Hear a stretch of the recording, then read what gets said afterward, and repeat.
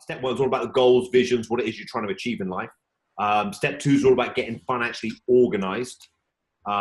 Step 3 is all about your protections. So everything from life insurance to disability insurance and things like that, but also wills and power of attorneys and trusts. Sure. Then we move on to repaying debt, and then we finish up with investing. So the irony is, investing is actually the last thing you think you should do. We think you should sort of know what you want to do, your outcome. We want you to get financially organized. We have a great bank account system. I've got a video there about how to manage your money in a bank account system. Mm-hmm. We want you to make sure your foundations and your protections are in place. So from life cover through the wills and trusts, pay your debt down, make sure you accelerate your debt repayment, and then invest.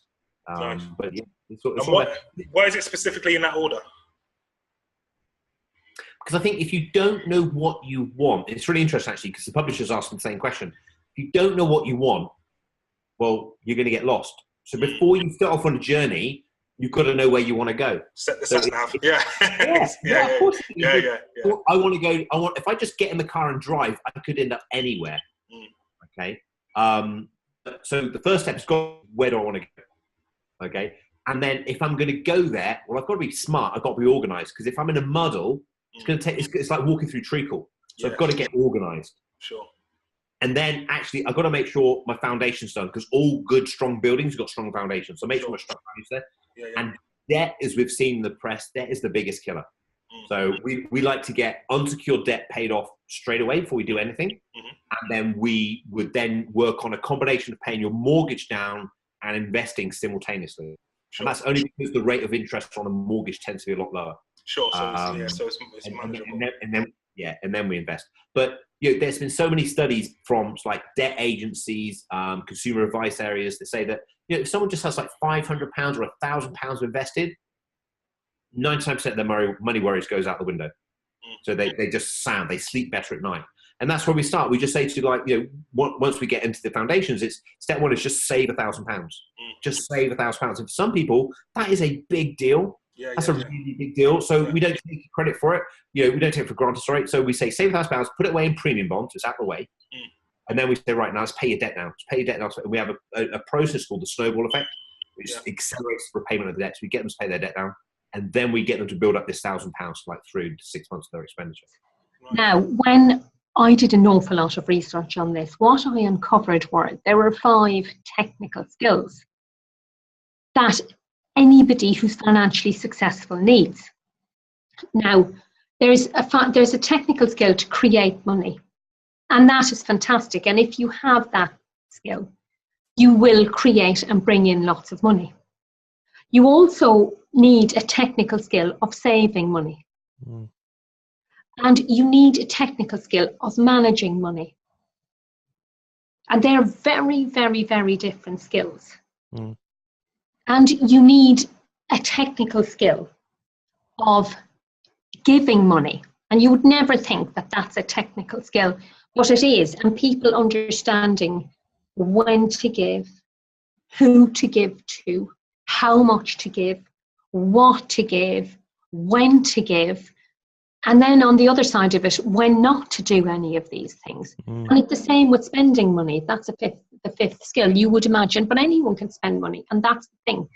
To spend money with skill produces great results. And to spend money in a way that's not aligned with what you want and all of the sort of skills like that leads to financial disaster, really. Sure. And some people all people have strengths in some areas and not in others. When we work with people, Kevin, we found we've got plenty of people who we've dealt with who are great at creating. They're not that good on the other 4. Right. So as soon as it comes in, it's gone. But what seems to happen is not only has the amount that's come in gone, but more. Yeah. You know what I mean? Yeah.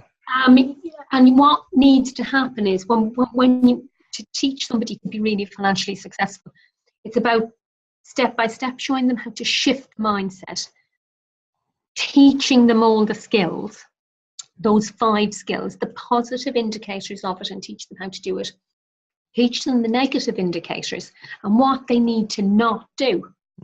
Because people have never been taught this. No. And it's about teaching people, going on then with that and teaching people what are the financial decisions that you need to make in your life to deliver the life you want. Often when people are taught about money now, they're taught budgeting or something. And budgeting is like the tiniest sliver of managing money. And they wonder why I've been budgeting all the time, but I can never get ahead. Yeah, sure. But of course you can't if you're not creating or you're not saving. Or do you know what I mean? Because you're just doing a tiny bit of managing. Or if somebody else is saving like crazy, but they're not creating and they're not giving in the right way. Do you know what I mean? It's a complete out of balance. And it's those skills. And of course, when we go on then, what we find is, even when people are taught the skills, they will hit against their money block. Everybody has a big money block. Right, okay. And I have a money block. Kevin, you have a money block. We all have one, which is when we get stressed, we default back probably deep down into an identity and a set of beliefs that pulls us back in to our default money mindset and gets us going back to doing the behaviors that make us financially unsuccessful if we have one of those money mindsets. Understanding that just having expenses on one side without having a better flow coming in the other side isn't working. And in my book, I've designed something called the Money Matrix to show people exactly how the flow of money works. And one of the things there is that they understand, so where is it flowing from?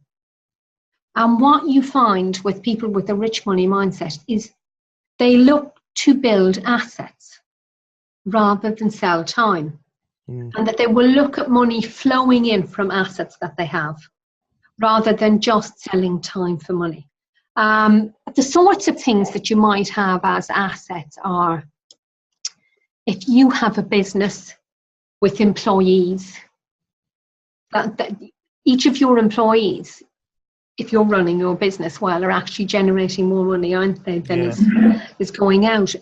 Those are all assets. That's money flowing into you. You might have assets in your business like books and brochures and of course systems and contacts and all of that flow money into you. And they see very much that that's how they should employ their time in building these assets, designing them, checking them out for value, and then building these assets. And that's how they see the flow of money. The more value they add out in the world and the more assets they build, the more money will flow into them.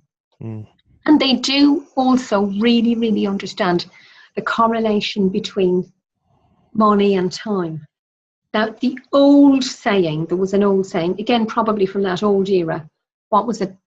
Time is money or something, wasn't it? Time is money, yeah, something like that. And that's just rubbish, because time is much more important than money. Yeah, for sure. If you lost £10 million, if you lost £100 million, Kevin, you could get that back. You know what I mean? There is a possibility you could get that back. Of course there is.